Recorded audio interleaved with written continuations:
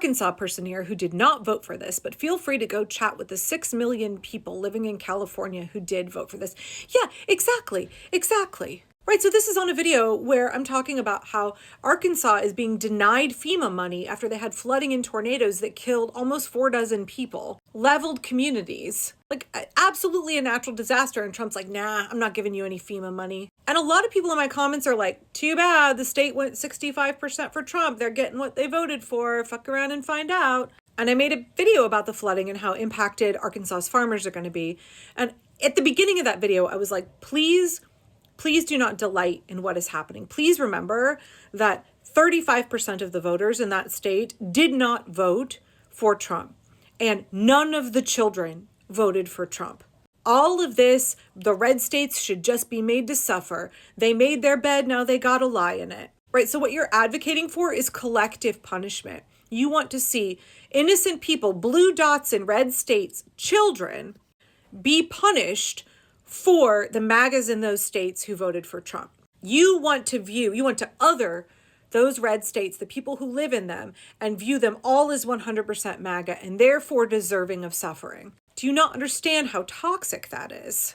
The only people who say, well, red states get what they voted for, those are blue voters living in blue states.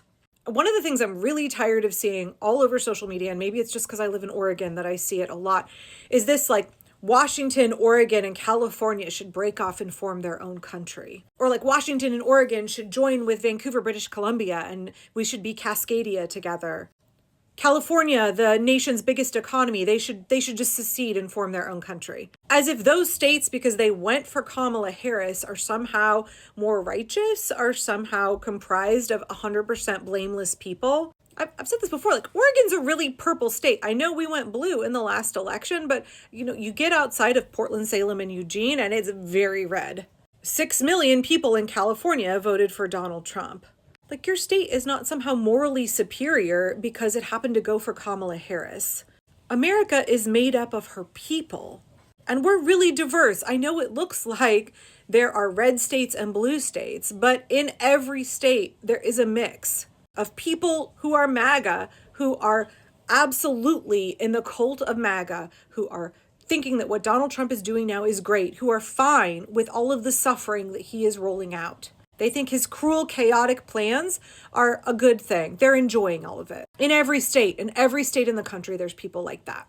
There's people like that in my neighborhood here in Portland, Oregon. And at the same time, there are blue dots in every red state, even the deepest, most bright crimson red. There are blue dots who did not vote for this. And what kind of person are you? Are you really progressive? Do you really want human rights for everybody? Do you really believe that innocent people shouldn't suffer if you're like, fuck those red states, they don't get any help from us? Right, let's go back to what AOC has said, that she is fighting for the Social Security, the Medicare, the Medicaid, the human rights, the constitutional rights of every person in the US, including everybody that voted for MAGA. I made a video a while back on my main TikTok account where I was replying to somebody who had progressive in the name of their account, a large creator on TikTok, who had made this statement to somebody whose politics she didn't like, that was like, well, what if we just withhold universal health care and other basic rights from you? And I was like, if you're progressive, you can't be okay with withholding basic rights from other people because you don't like their politics. And even more, this is even worse than that. These are people whose politics you do like. They just happen to not have the same privilege as you. They're not privileged enough to live in a blue state, to be as protected as you are. So what are your values? What kind of America do you want to have? Are you living out your values? I understand that we're all really angry, righteously angry at what MAGA has done. But just pause and think for a second. Think about what y'all are saying. When you say, too bad they voted for Donald Trump. Did they all? Did they do that? The millions of people in each of those states who didn't, they just don't matter to you? The children who didn't vote for that don't matter to you? Are you really progressive if you're saying that? Right? Like in DBT therapy, we say there's emotion mind, there's rational mind, and in the middle there's wise mind. I think a lot of people are all like fully living in emotion mind because we are under such tremendous stress. It's easy to dehumanize other people, to wish harm on innocent people when you are just ruminating in your anger. You're marinating in your anger. Anger can be a good thing. It's not necessarily a negative emotion. But when your anger is running you to the point where you don't have access to any of your rational thinking, and I would argue you're not accessing your values, your ethics, because you're just 100% emotion, right? You're not able to come into the middle and wise mind and have that balance between emotion and rationality. It's easy to tip in to thinking like MAGA does, thinking about collective punishment, thinking that hurting innocent people isn't so bad if it makes you feel good, if it makes you feel righteous, if it makes you feel vindicated, if it feeds your anger a little bit. And I want to encourage folks to get to a place where you're not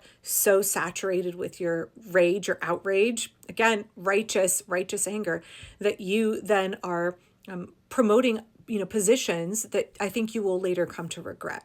I want to encourage people to see the humanity of the human beings that live in other states in the country that we all share, and to realize that there are millions and millions and millions of people living, hundreds of millions of people living in red states who did not vote for this. And think about where your values lie. Think about what kind of America you want to see. Think about what kind of message that whether you're a Democrat or you consider yourself a leftist or a progressive and you're unaffiliated, what are the values that you want to put forth? What is your vision for America?